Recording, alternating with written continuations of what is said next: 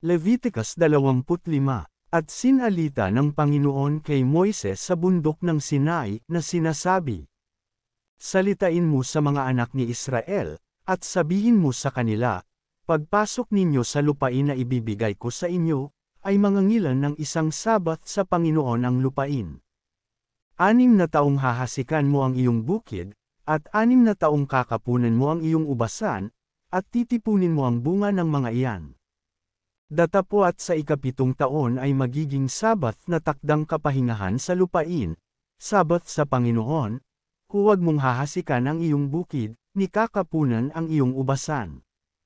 Yaong tumubo sa sarili sa iyong inaanihan ay huwag mong aanihin, at ang mga ubas ng iyong ubasan na hindi nakaapan ay huwag mong titipunin, magiging taong takdang kapahingahan sa lupain. At ang bunga sa Sabat ng lupain ay magiging pagkain sa inyo, sa iyo, at sa iyong aliping lalaki at babae, at sa iyong aliping upahan, at sa taga-ibang bayan na nakikipamayan sa iyo. At sa iyong mga baka at sa mga hayop na nasa iyong lupain ay magiging pagkain ang lahat ng bunga ng mga iyan. At bibilang ka ng 7 Sabat ng taon, maka 7 taon, at magiging sa iyo'y mga araw ng 7 Sabat ng mga taon, sa makatuwid bagay 49 na taon. Kung magkagayo'y mag-uutos ka na lumibot sa bayan ang pakakak na matunog sa 10 araw ng 7 buwan, sa araw ng pagtubos patutunugin ninyo ang pakakak sa buong lupain ninyo. At ipangangilan ninyo ang 5 taon, at ihahayag ninyo sa buong lupain ang kalayaan sa lahat na tumatahan sa lupain, iya'y magiging kapistahan ng jubileo sa inyo, at bawat isa sa inyo ay babalik sa kanyang pag-aari, at bawat isa'y babalik sa kanyang sangbahayan. Magiging kapistahan ng jubileo nga sa inyo ang 5 taon, huwag ninyong hahasikan ni aanihin ang tumubo sa kanyang sarili, ni titipunin ang mga ubas ng ubasan na hindi nakaapan. Sapagkat kapistahan ng jubileo, magiging banal sa inyo, kakanin ninyo ang bunga niyan sa bukid. Sa taong ito ng jubileo, ay babalik kayo, bawat isa sa kanyang pag-aari. At kung ikaw ay magbili ng anuman sa iyong kapwa o bumili ng anuman sa kamay ng iyong kapwa, ay huwag kayong magdadayaan. Ayon sa bilang ng taon pagkatapos ng jubileo, ay bibilhin mo sa iyong kapwa, ayon sa bilang ng taon ng pag-aani, ay kanyang ipagbibili sa iyo. Ayon sa dami ng mga taon, ay daragdagan mo ang halaga niyan, at ayon sa kakauntihan ng mga taon, ay babawasan mo ang halaga niyan, sapagkat ganyang bilang ng ani ang kanyang ipagbibili sa iyo. At huwag kayong magdadayaan, kundi matatakot kayo sa inyong Diyos, sapagkat ako ang Panginoon ninyong Diyos. Kaya't inyong tutuparin ang aking mga palatuntunan, at inyong iingatan ang aking mga kahatulan at inyong isasagawa at tatahan kayong tiwasay sa lupain. At ang lupain ay magbubunga, at kakain kayo hanggang sa mabusog at tatahan kayong tiwasay doon. At kung sasabihin ninyo, anong aming kakanin sa 7 taon? Narito, hindi kami maghahasik ni magtitipon ng aming mga bunga. At aking igagawad ang aking pagpapala sa inyo sa 6 na taon, at magbubunga ng kasya sa 3 taon. At maghahasik kayo sa 8 taon, at kakain kayo ng dating kinamalig na mga bunga hanggang sa 9 na taon, hanggang sa dumating ang pagbubunga ng 8 ay kakain kayo ng dating kinamalig.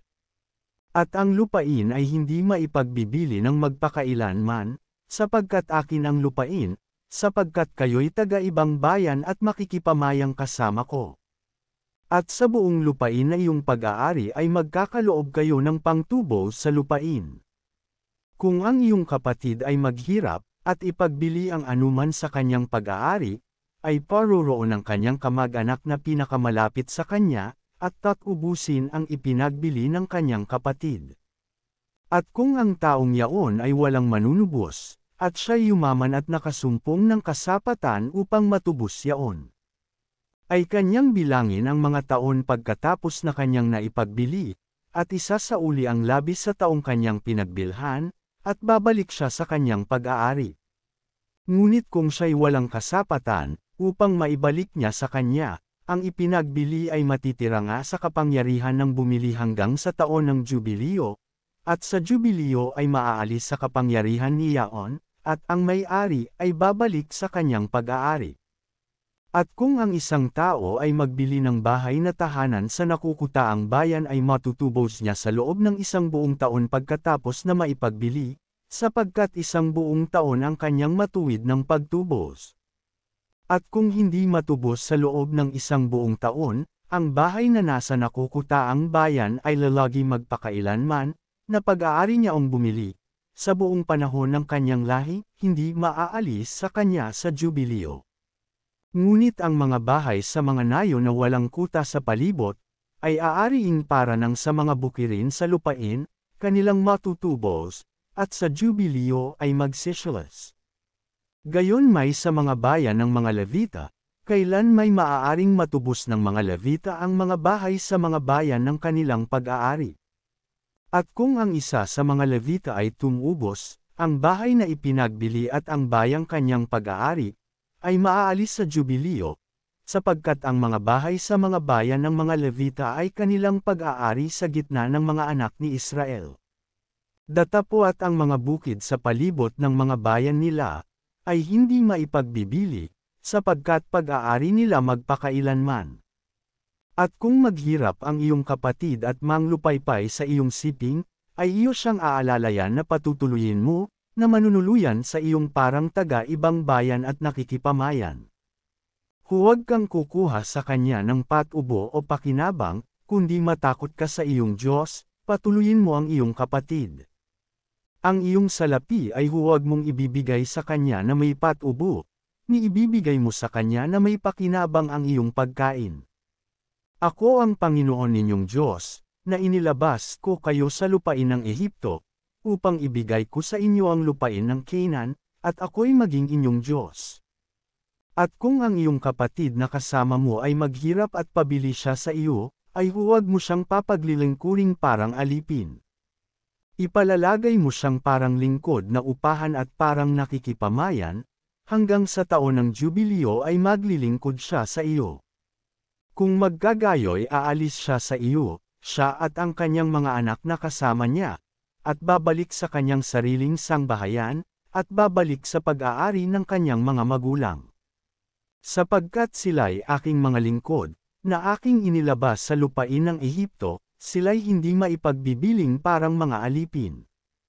Huwag kang papapanginoon sa kanya na may kabagsikan, kundi ikaw ay matatakot sa iyong Diyos. At tungkol sa iyong mga aliping lalaki at babae na magkakaroon ka, sa mga bansang nasa palibot ninyo, ay makabibili kayo sa kanila ng mga aliping lalaki at babae.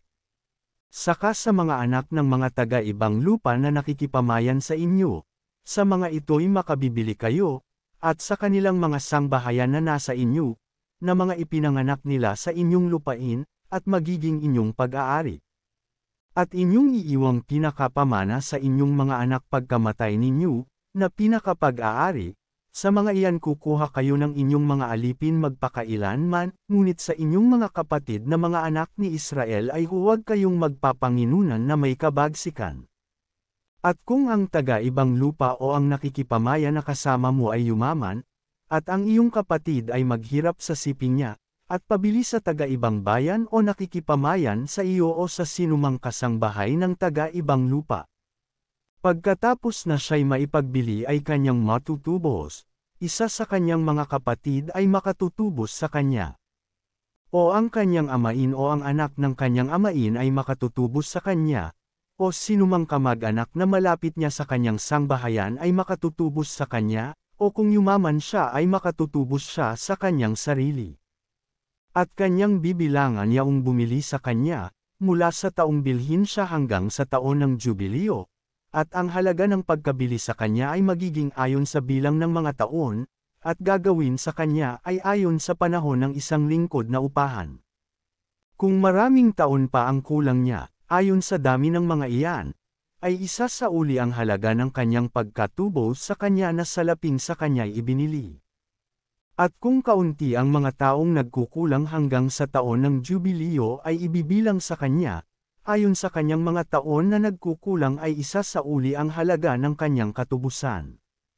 Kung paano ang alilang may bayad sa taon-taon, ay gayon matitira sa kanya, siya'y huwag papapanginoon sa kanya na may kabagsikan sa iyong paningin.